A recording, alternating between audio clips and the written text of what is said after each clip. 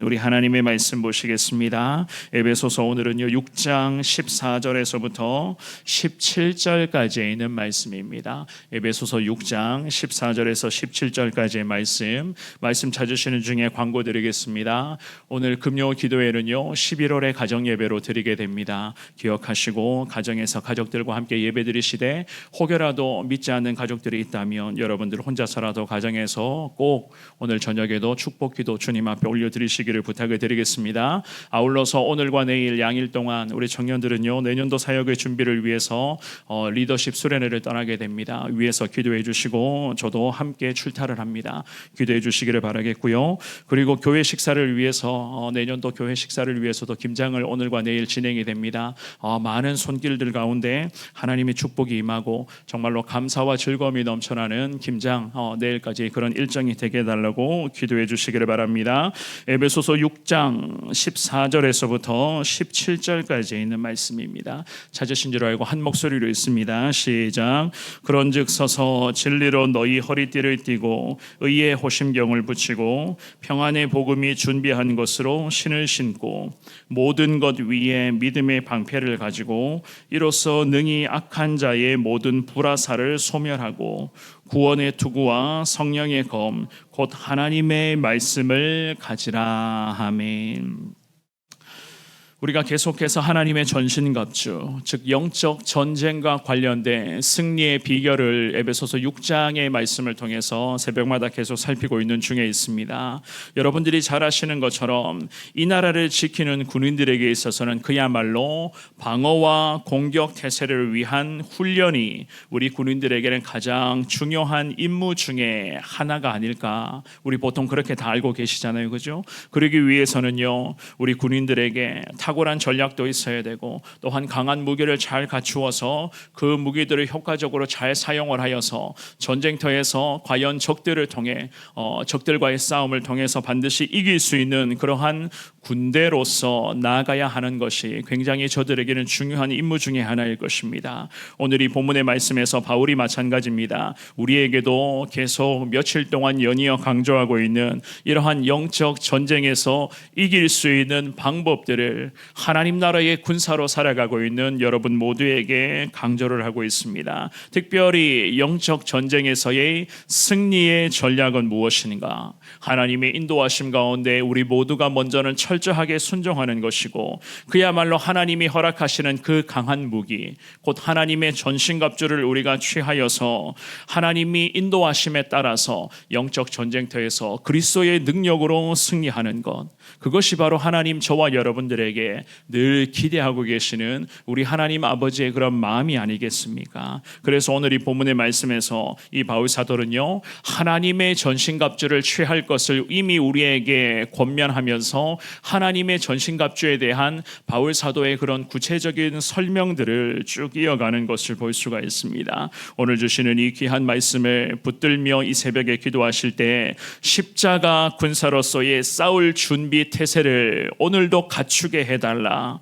그리고 싸우면 이긴다는 이러한 신념이 항상 우리 가운데 예수 그리스도 안에서 더 커지게 해달라. 주님 앞에 기도하시면서 하나님의 전신갑주를 오늘도 온전히 취하여 적들 앞에 그리스도의 십자가 위대한 승리를 선포하며 살아가시는 여러분 모두가 되시기를 주님의 이름으로 축원합니다. 우리는 오늘 본문의 말씀을 통해서 한 가지를 생각해 볼 건데요. 하나님의 전신갑주가 저와 여러분들의 삶에 익숙해져야 한다는 것을 알 수가 있어요. 하나님의 전신갑주가 우리 가운데 익숙해져야 된다. 14절 말씀, 우리 14절부터 한 번씩 더 읽어보도록 하겠습니다. 14절입니다. 시작. 그런즉 서서 진리로 너희 허리띠를 띠고 의의 호심경을 붙이고. 아멘. 이 14절의 말씀에서 바울 사도는 하나님의 전신갑주를 취해야 할 저나 여러분들에게 이 첫 구절의 말씀을 통해서 서서라는 명령을 하고 있어요. 서라라는 그러한 명령이겠죠, 그죠? 서 있기 위해서, 우리가 하나님의 명령에 따라 서 있기 위해서는 하나님의 전신갑주를 취한 상태로 우리가 서 있어야만 됩니다. 이것은 결국 무엇을 의미하는가? 왜 하나님의 전신갑주에 대한 구체적인 설명을 하면서 먼저는 서서라는 이 단어를 바울 사도가 사용을 했을까? 기억하셔야 됩니다. 하나님의 전신갑주가 우리의 몸에 딱 맞는 상태로 나아가야 한다는 거예요. 하나님의 전신갑주, 하나님이 우리에게 허락하시는 그 전신갑주잖아요. 그 하나님의 전신갑주가 저와 여러분들의 삶에 딱 맞아 있어야 된다. 딱 맞는 상태로 우리가 서 있어야 된다. 그러한 의미를 하고 있습니다. 몸에 딱 맞는 상태여야지만이 전쟁터에서 온전한 그런 하나님의 전신갑주를 우리가 잘 활용할 수 있게 되는 것 아니겠습니까? 우리의 삶에 하나님의 전신갑주가 어중간한 상태로 착용되어져 있다면, 하나님의 전신갑주, 이 영적인 무기가 우리의 삶 가운데 어중간하게 잘 맞지 않는 상태로 그렇게 착용되어 있다면 전쟁터에서 온전한 그리스도의 군사로서 승리의 영광을 이끌어낼 수 있을까요? 그런 의미에서 이 바울 사도는 그런즉 서서 곧 하나님의 전신갑주로 딱 맞는 상태, 서 있는 상태로 전쟁터에서 싸우라. 하나님은 이 바울 사도의 말씀을 통해서 저와 여러분들에게 이러한 권면을 하고 있었던 것이었습니다. 그런 상태로 먼저는요, 허리띠를 띠고라는 이 말씀을 하고 있죠, 그죠? 허리띠를 띠고, 당시 시대에서 사람들이 입고 있었던 그런 의복에서 생겨난 은유적인 표현이라고 합니다. 당시 시대의 사람들은요, 옷들이 보통은 이랬어요. 발목까지 길게 내려오는 그러한 옷들을 그 시대 가운데 착용을 하고 있었습니다. 그래서 전투를 하기 위해서는 어떻게 해야 되겠습니까?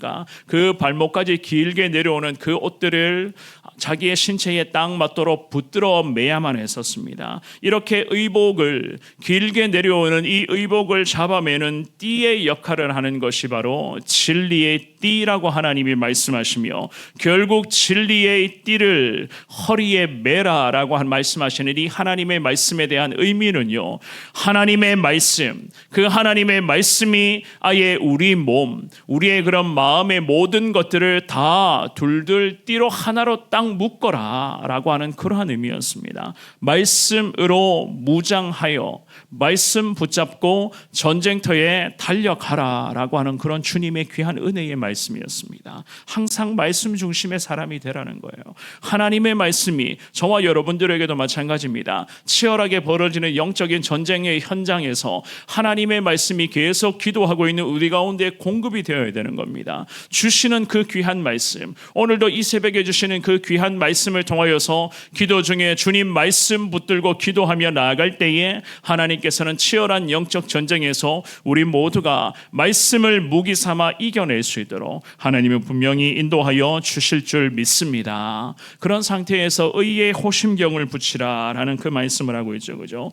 호심경, 즉 흉배라고도 하는데, 이것은 목에서부터 허벅지까지 가려지는 그런 역할을 한다고 해요. 그래서 이것을 사용을 하게 되면 보통 사람이 가슴부터 내장에 있는 그런 여러 가지 그런 기관들을 보호할 수 있는 그러한 역할을 하는 그러한 무기 중에 하나였습니다. 무엇을 의미하는가? 하나님의 사람들이 영적 전쟁에서 전쟁을 치룰 때에 그만큼 하나님의 사람으로서의 이러한 올바른 마음, 주님을 향한 이 귀한 마음을 잘 지켜가야 된다. 전쟁을 치르면서 믿음의 사람이라고 하면서 하나님을 향한 마음이 아니라 세상을 향해 내 마음이 순간적으로 변질이 되면 어떻게 되겠습니까?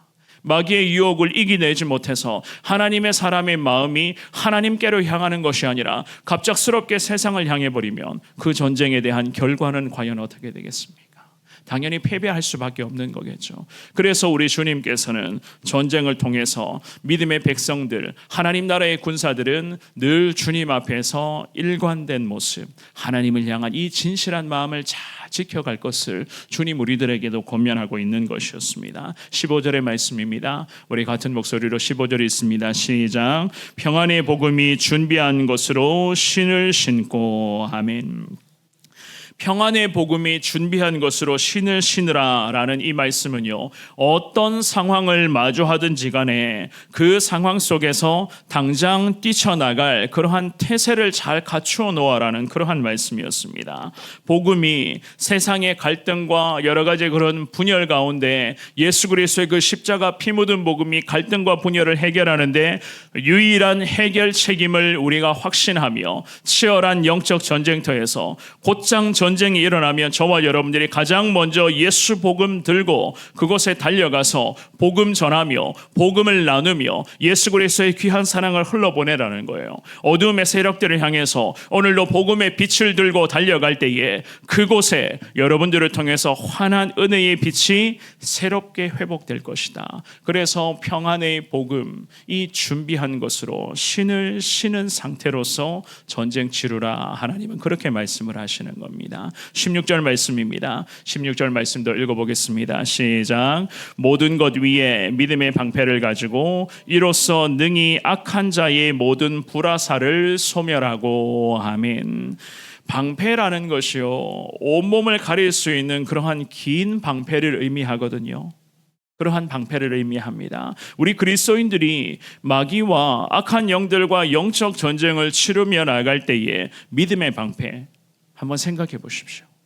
이 믿음의 방패라고 하는 것은 그야말로 우리 믿음을 끝까지 지켜주고 보호해주는 그 역할을 당연히 하겠죠. 그죠?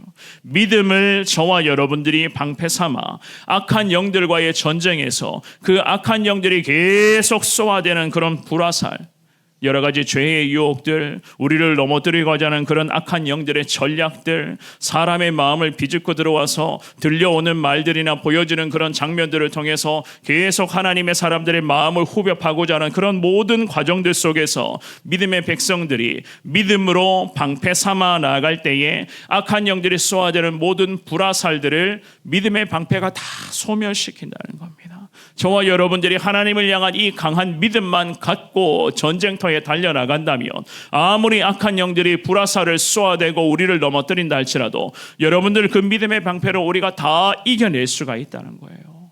이 얼마나 귀한 말씀입니까?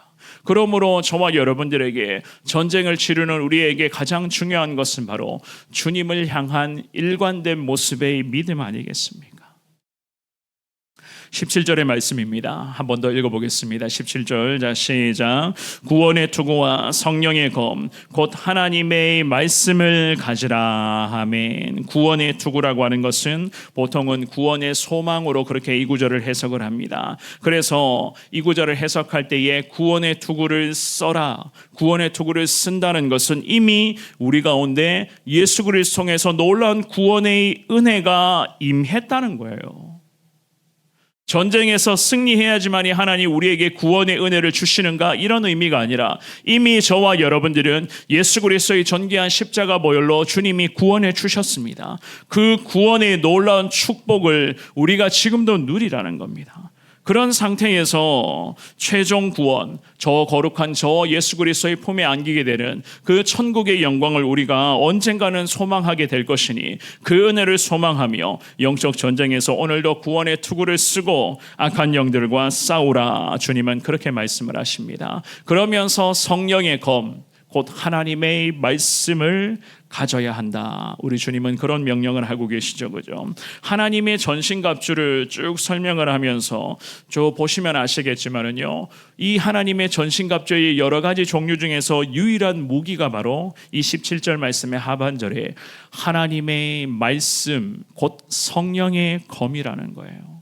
유일한 공격 무기가 바로 성령의 검입니다. 다른 무기들은 전부 다 우리를 방어하는 데에 보통은 활용을 하는 그런 무기들을 말씀을 하셨잖아요. 그런데 이 17절 말씀의 마지막에 성령의 검이라고 하는 것은 유일하게 우리가 공격할 수 있는 무기를 지금 의미하고 있습니다. 성령의 검, 곧 무엇을 가지라고요?